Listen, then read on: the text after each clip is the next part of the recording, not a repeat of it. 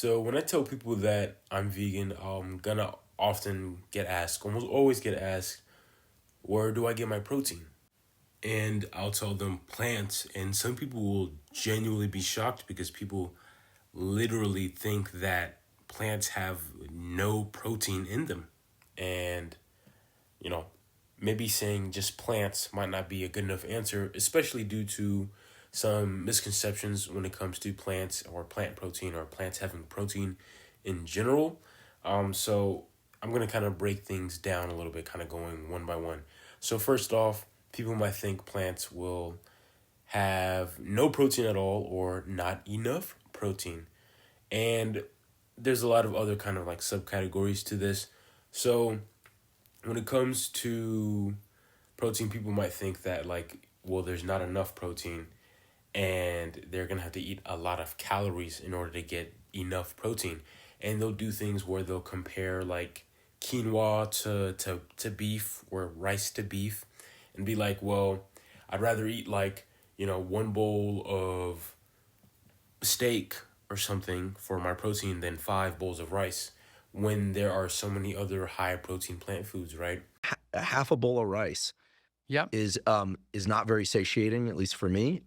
I'll take a quarter of a bowl of steak over 2 bowls of rice to survive on now and forever. Yeah, and I wouldn't go with the grains. So the grains are only like 10% protein. Beans are 20%. Soybeans are like 40%.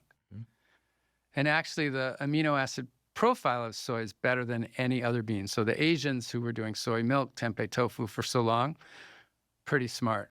So instead, use legumes, right? Use legumes as a comparison, like soybeans or lentils and black beans and chickpeas and whatnot. And when you're eating a variety of whole plant foods, you're going to get your protein needs met, especially for the average person being sedentary. Now, when you are, let's say, exercising and working out, lifting weights, you might want to pay a bit closer attention to your protein. But that's not just because, oh, you're vegan and you have to pay attention to stuff. It's more so like anybody, any type of strength athlete would try and pay attention to the amount of protein they're getting just to make sure that they're getting optimized performance. Another misconception about protein would be that they're not complete. Sure, plants have protein, but they're not complete proteins. And this is referring to amino acids.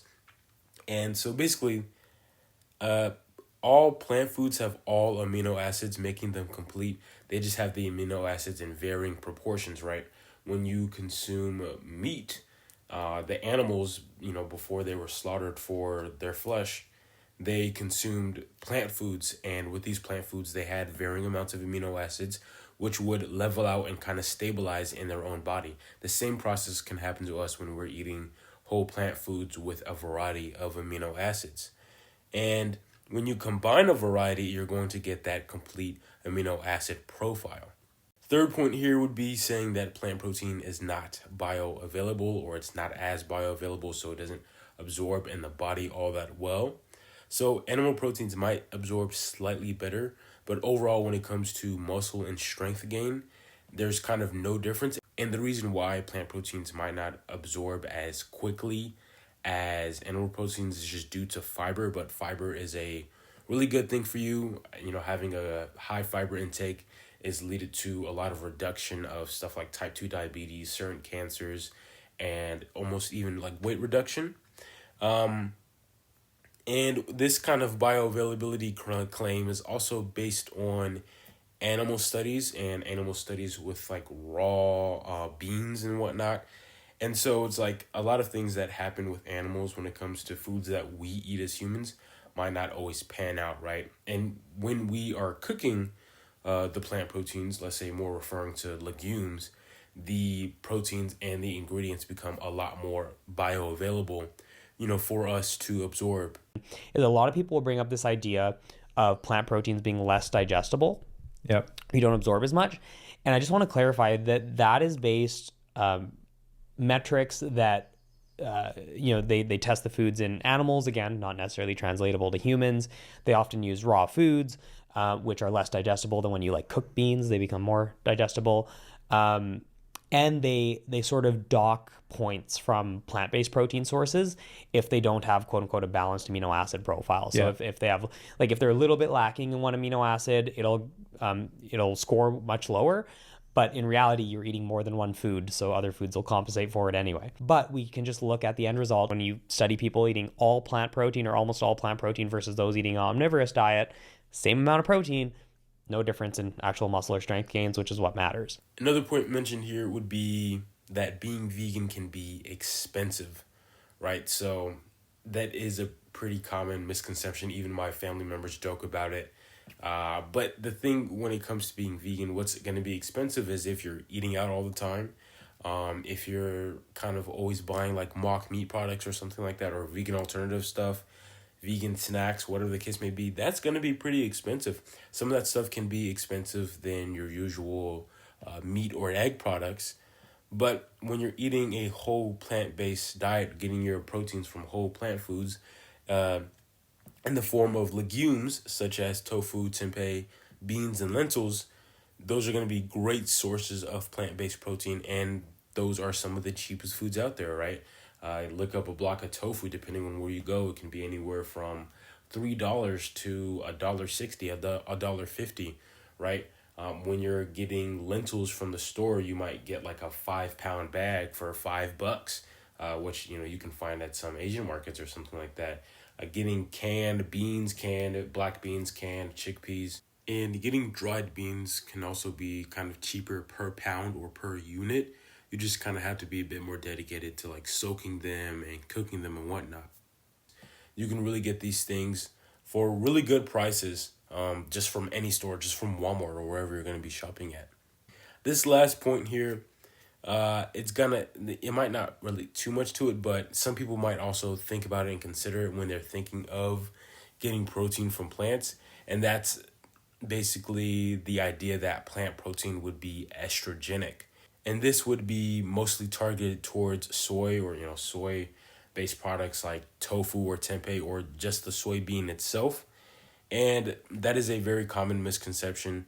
And this is based around isoflavones and isoflavones containing phytoestrogen, which is basically a plant hormone. And it's seen as estrogenic, but is actually anti-estrogenic. So the thing with phytoestrogens is that it has some components that are similar to actual human or mammalian estrogen. And the fact that the phytoestrogens bind to our hormone receptors. But what happens here is because they're binding to our hormone receptors and because they're plant hormones and not mammalian hormones, they end up blocking out actual estrogens, right, that you might get from your environment or other food products, right? When it comes to the whole soy, lowers testosterone or increases estrogen, it's all kind of based on almost theory, right? A lot of studies based on animal studies where they were given raw soybeans and high amounts of it. And so it's just kind of like there's a lot of things when you're getting a lot of it or an excess of it that they can be bad for you, right? So soy would kind of fall into one of those categories, right? Let's say with exercise, excess exercise can lower your testosterone, right? When you are overhydrated, you can drown your kidneys. When you increase oxygen to an inhumane level, oxygen can now become toxic in the body, right? Also, eating insanely large amounts of raw beans and some raw greens like maybe kale can kind of increase risk factors of lectins or anti-nutrients or even some oxalates and whatnot. But these things are greatly reduced when cooked, and I would never deny the benefits of having cooked or even some raw greens, and I would also never deny the amazing benefits of eating cooked beans. Would I say that we shouldn't drink water? Would I say that we shouldn't be breathing air? Would I say that we shouldn't be exercising? No, I'd say all those things are beneficial and needed for survival. It's just that when it comes to a large excess of it, especially in basically almost impossible amounts, it's going to become harmful, right? So the whole thing with soy lowering testosterone would be in the most extreme cases. And that's if you're eating like 15 blocks of tofu every day from sun up to sundown, and you're not eating anything else. You're getting your calories from anywhere else, right? But that's not how people normally eat. We normally eat multiple ingredients in a day. And if you're eating a whole food plant-based diet, you're probably eating different types of variety of plant sources, and you're not just getting your protein from tofu or tempeh or, you know, other soy related products, right? And again, like, you know, you don't always have to rely on animal products for protein. There's really nothing that you can get from animal products that you can't get from plants, especially when those animals were consuming the plants in the first place. So it's like, you know, how do you think they got that nutrients when you could just get the nutrients from the source? So, you know, it's just kind of something to think about and to wonder about, right? So next time you think about, you know, maybe consuming something with plants in it, don't think that, oh, this doesn't have any protein in it, but think that there's probably some type of protein in it, or maybe you can choose other things that will have higher protein, like tempeh or like tofu, or even something like seitan, which is made from just wheat gluten, right? Very simple ingredients, and be like, okay, this is where I can get my protein and not just rely on meat and eggs all the time. But yeah, that's about it. I hope you guys enjoyed the video. See you guys in the next one, and peace out.